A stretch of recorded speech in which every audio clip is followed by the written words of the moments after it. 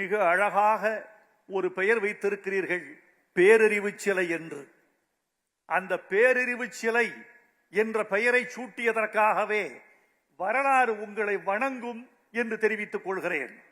சாதாரணமல்ல தோழர்களே, ஒவ்வொரு நாட்டுக்கும் ஒரு அடையாளம் உண்டு, ஒரு குடும்பத்துக்கு ஒரு அடையாளம் உண்டு, மனிதனுக்கு அடையாளம் உண்டு, நிறுவனங்களுக்கு அடையாளம் உண்டு, கட்சிக்கு அடையாளம் உண்டு.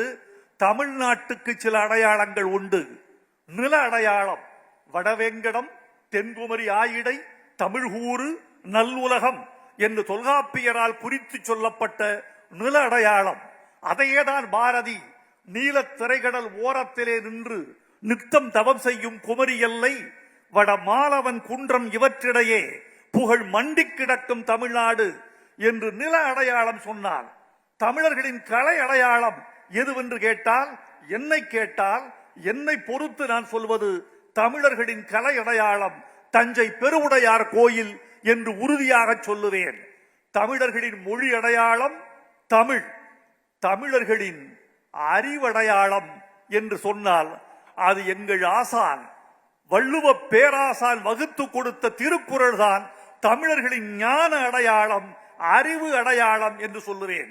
இந்த திருக்குறளை ஏன் இப்படி கொண்டாடுகிறோம்? 2000 ஆண்டுகளாய் அருந்து போகாத தொடர்ச்சியாய், புதைந்து போகாத பேரறிவாய், கரைந்து போகாத ஒரு நீர்மமாய் இருக்கக்கூடிய இந்த திருக்குறளுக்கு ஏன் இவ்வளவு பெருமை என்று கேட்டால், ஒன்றை சொல்ல வேண்டும் என்று ஆசைப்படுகிறேன். இந்திய அரசமைப்பு சட்டம் எழுதப்பட்டு 75 ஆண்டுகள் முடிந்து விட்டன. இந்த 75 ஆண்டுகளில் இந்திய அரசமைப்பு சட்டம் எனக்கு தெரிந்த தகவலின்படி 101 முறை திருத்தப்பட்டிருக்கிறது. 75 ஆண்டுகளில் 101 முறை திருத்தப்பட்டிருக்கிறது. இந்தியாவின் அரசமைப்பு மேதைகளாலும் சட்ட வல்லுநர்களாலும் சமுதாய அக்கறை மிக்கவர்களாலும் ஆங்கில பேராசன்களாலும் உலக அரசமைப்பை கரைத்து பிடித்த பெருமக்களாலும் இயற்றப்பட்ட அரசமைப்பு 101 முறை திருத்தப்பட்டிருக்கிறது.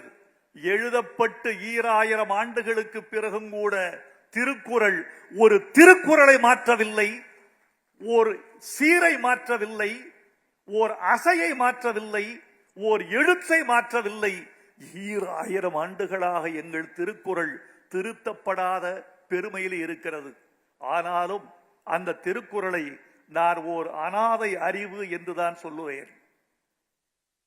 எல்லா நூல்களுக்கும் மதத்தின் ஆதரவு இருந்தது.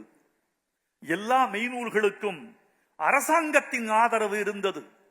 மதத்தின் ஆதரவு இல்லாமல், அரசாங்கத்தின் ஆதரவு இல்லாமல், ஓர் அரசனின் ஆசீர்வாதம் இல்லாமல் எந்த ஒரு பெரிய மெய்நூலும் இந்த உலகத்தில் நிலை பெற்றதாய் தகவல் இல்லை. ஐரோப்பிய சட்டங்கள் எல்லாம் எதனால் ஆக்கப்பட்டது தெரியுமா? கிரேக்க ரோமானிய மெய்நூல்களால் மட்டும்தான் ஐரோப்பிய சட்டங்கள் ஆக்கப்பட்டன. யூதர்களின் சட்டங்கள் எதனால் ஆக்கப்பட்டது தெரியுமா? விவிலியத்தின் பழைய ஏற்பாடுகளை கடன் வாங்கித்தான் யூதர்களின் சட்டம் இயற்றப்பட்டது. கன்ஃபியூசியஸின் தத்துவங்களை வாங்கித்தான் சீனர்களின் ஹான் அரச மரபு ஓர் அரச சமயத்தை உண்டாக்கி கொண்டது. திருக்குர்ஆனின் திருவசனங்கள் பலவற்றை இஸ்லாம் தனது சட்டமாக ஏற்றுக்கொண்டது. அசோக சக்கரவர்த்தி பௌத்த நெறிகளின் பல கூறுகளை சட்டங்களாக நிறைவேற்றிக் கொண்டார். ஆனால் தோழர்களே, எந்த அரசனின் ஆதரவும் இல்லாமல், எந்த மதத்தின் ஆதரவும் இல்லாமல், எந்த அரசாங்கத்தின் ஆதரவும் இல்லாமல் காலத்தில் மிதந்து மிதந்து மிதந்து தன் ஞானத்தால் கரையேறிய நூல் தமிழன் எழுதிய திருக்குறள் என்பதற்காக நீங்கள் பெருமைப்பட்டுக் கொள்ளலாம். செய்திகளை உடனுக்குடனும் துல்லியமாகவும் தெரிந்து கொள்ள சப்ஸ்கிரைப் பண்ணுங்க.